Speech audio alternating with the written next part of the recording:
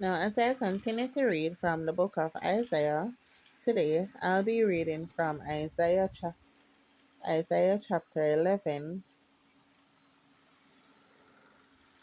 And there shall come forth a rod out of the stem of Jesse, and a branch shall grow out of his roots. And the Spirit of the Lord shall rest upon him, the Spirit of wisdom and understanding, the Spirit of counsel and might, the Spirit of knowledge and of the fear of the Lord, and shall make him of quick understanding in the fear of the Lord. And he shall not judge after the sight of his eyes, neither reprove after the hearing of his ears.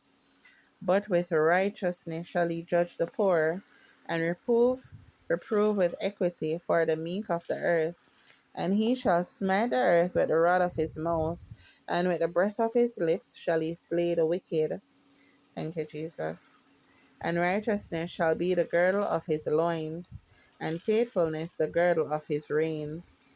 The wolf also shall dwell with the lamb, and the leopard shall lie down with the kid, and the calf and the young lion and the fatling together, and the little child shall lead them. Thank you, Jesus.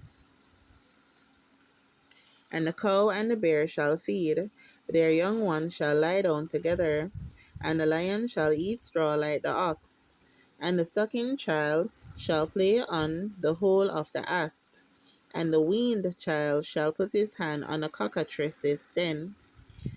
They shall not hurt nor destroy in all my holy mountain, for the earth shall be full of the knowledge of the Lord, as the waters cover the sea. Thank you, Jesus. And in that day there shall be a root of Jesse, which shall stand for an ensign of the people. To it shall the Gentiles seek, and his rest shall be glorious. And it shall come to pass in that day that the Lord shall set his hand again the second time to recover the remnant of his people, which shall be left from Assyria and from Egypt, and from Pathros, and from Cush, and from Elam, and from Shinar, and from Hamath, and from the islands of the sea.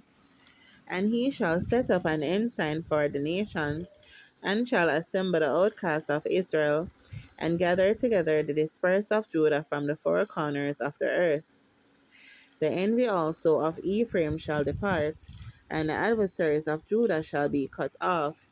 Ephraim shall not envy Judah, and Judah shall not vex Ephraim, but they shall fly upon the shoulders of the Philistines toward the west. They shall spoil them of the east together. They shall lay their hand upon Edom and Moab, and the children of Ammon shall obey them.